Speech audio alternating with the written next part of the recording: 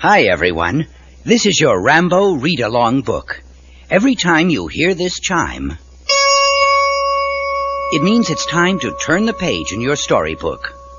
Now, if you are ready, we will start the story, The Rescue.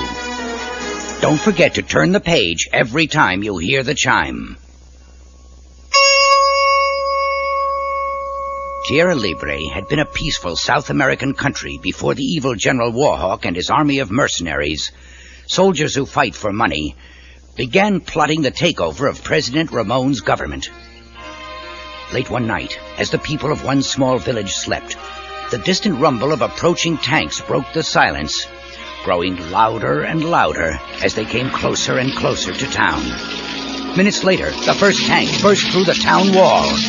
A frightened dog scampered off a stone table out of the tank's path.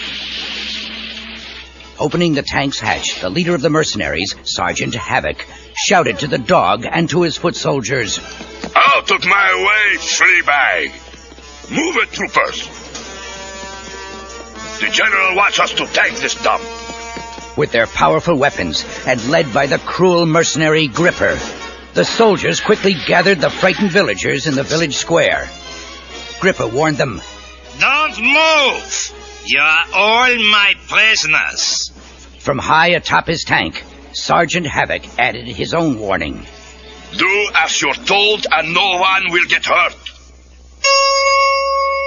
The whining of a jeep's engine reached Havoc's ears, followed by the screeching of brakes. Havoc knew, without even turning his head toward the town square, that it was General Warhawk, and he quickly snapped to attention. The general approached his sergeant and asked coldly, "Tell me, Havoc, how is my little plan coming along?" "Very well, General," answered Havoc. "We've taken the village and..." But the general interrupted. "You are 15 minutes behind schedule, Mr. Havoc. If this command is too much for you, I'll give it to someone else."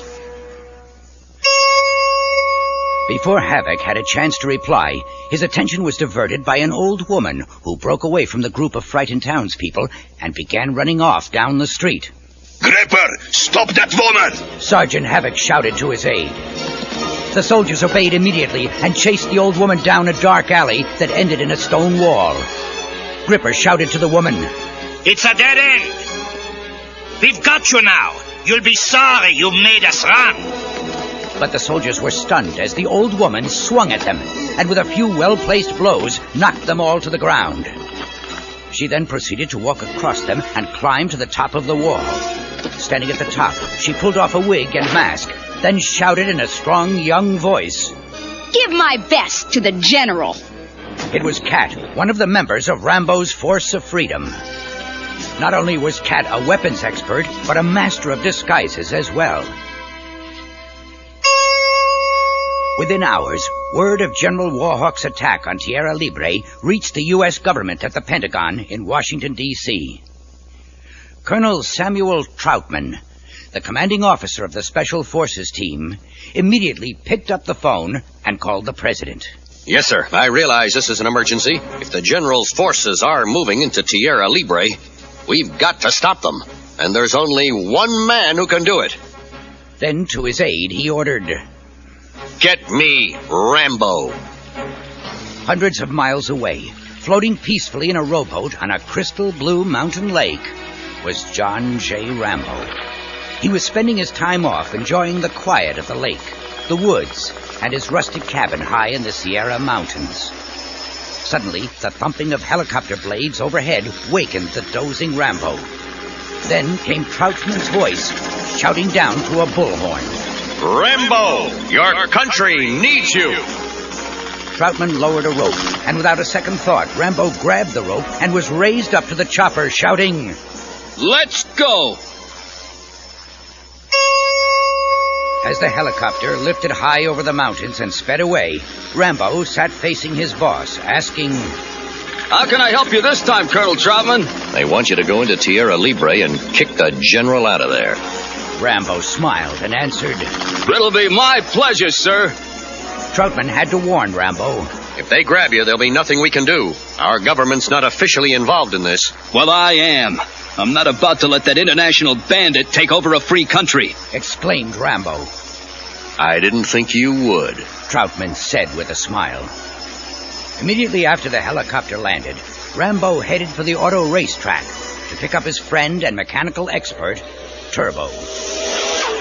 No sooner had Rambo announced, Troutman needs us. than Turbo was out of the car and leaving the race to help Rambo and the Force of Freedom. Troutman and Rambo were soon on board a military airplane, with Turbo piloting them over the jungle of Tierra Libre.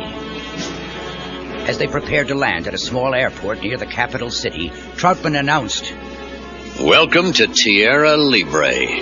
Looks peaceful enough. said Turbo. So does a bear trap. Exclaimed Rambo. President Ramon and his daughter Estrella were at the airport to greet the Force of Freedom. Colonel Troutman, thank heavens you're here. Called the grateful president. Then he looked at Rambo and Turbo and asked, Where are all the rest of your troops? You're looking at him, Mr. President. answered Rambo. Just then, a military jeep pulled up beside them, and a Tierra Libre soldier announced to President Ramon. Bad news, sir. The invaders have taken the bridge at Rio Hondo. Shaken by the news, the president exclaimed, We must stop them. We must protect my people. Gentlemen, we haven't a moment to lose. Later, in the government war room, President Ramon stood before a large table map and explained to the Americans. As you can see, our country is protected by mountains, the ocean, and by the Rio Hondo. The general's forces have taken this bridge. Then the president's military aide added, Now they can move their armored division into Tierra Libre. President Ramon continued, Colonel Troutman, we are a peaceful little country. We have no modern weapons or tanks. What can we stop them with? Troutman's answer was simple. Rambo. Hours later, Rambo and Turbo met in a military barracks after making their preparations. Did you get it? Asked Rambo. Hey, there's enough plastic explosives in there to blow that bridge all the way to Cleveland. Exclaimed Turbo as he tossed a bag full of explosives to Rambo. Just then, Colonel Troutman entered the room with a young woman. He explained, Gentlemen, I want you to meet your guide on this mission. Kat's one of the best undercover people we've got. She'll get you there in one piece. Try and come back the same way.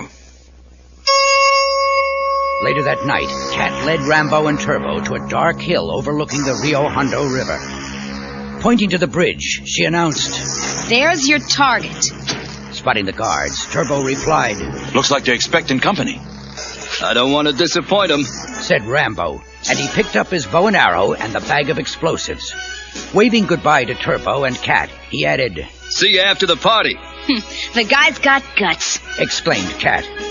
Turbo chuckled and answered, You ain't seen nothing yet.